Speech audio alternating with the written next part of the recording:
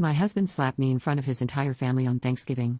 But then my daughter, Emma, stepped forward with her tablet and said 5 words that silenced the whole room, and made my husband's face go white with terror. The sound echoed through the dining room like a gunshot.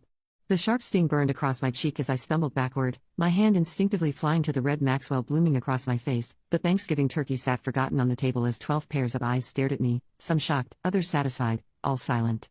My husband, Maxwell, stood over me, his hands still raised, chest heaving with rage. "Don't you ever embarrass me in front of my family again?" He snarled, his voice dripping with venom. His mother smirked from her chair. His brother chuckled under his breath. His sister rolled her eyes, as if I deserved it.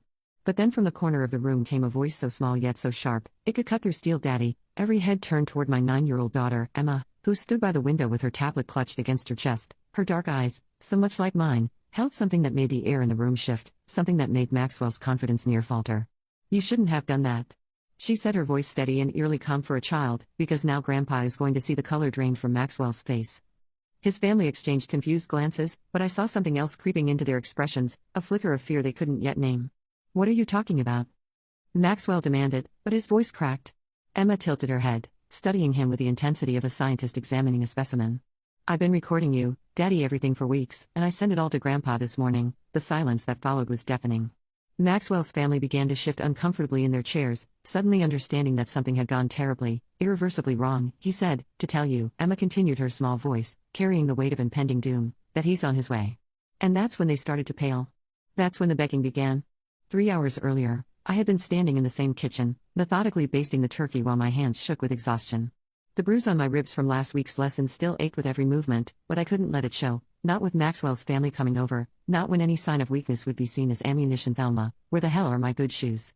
Maxwell's voice boomed from upstairs, and I flinched to spite myself in the closet. "Honey, left side, bottom shelf," I called back, my voice, carefully modulated to avoid triggering another explosion. Emma sat at the kitchen counter, supposedly doing homework, but I knew she was watching me. She always watched now, those intelligent eyes missing nothing at 9 years old. She had learned to read the warning signs better than I had. The set of Maxwell's shoulders when he walked through the door the particular way. He cleared his throat before launching into a tirade, the dangerous quiet that preceded his worst moments. "Mom," she said softly, not looking up from her math worksheet, "are you okay?" The question hit me like a physical blow. How many times had she asked me that? How many times had I lied and said yes, everything was fine? Daddy was just stressed. Adults sometimes disagreed, but it didn't mean anything. "I'm fine, sweetheart," I whispered, the lie bitter on my tongue. Emma's pencil stilled. "No, you're not." Before I could respond, Maxwell's heavy footsteps thundered down the stairs. "Thelma, the house looks like garbage.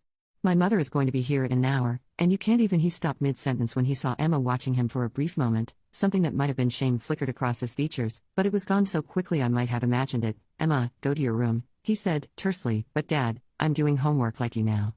Emma gathered her book slowly, deliberately. As she passed by me, she squeezed my hand, a tiny gesture of solidarity that nearly broke my heart.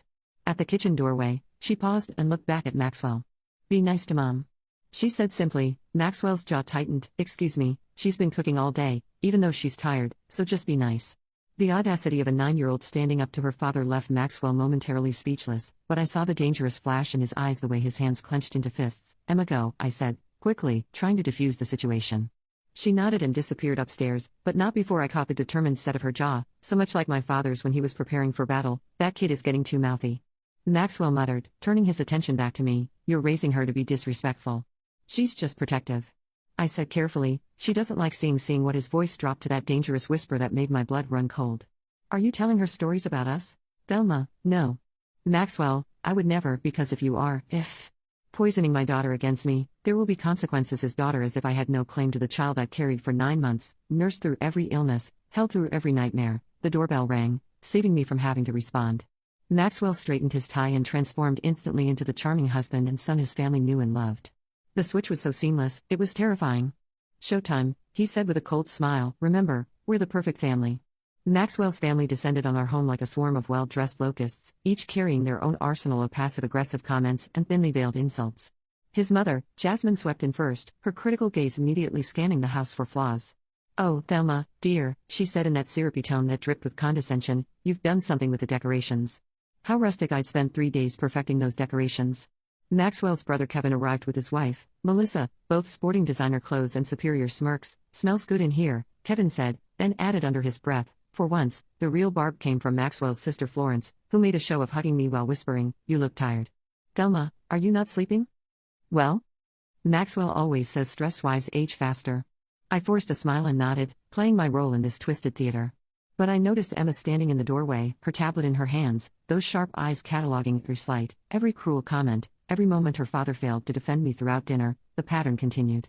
Maxwell basked in his family's attention while they systematically diminished me with surgical precision. "Thelma has always been so simple," Jasmine said, while cutting her turkey, "not much education.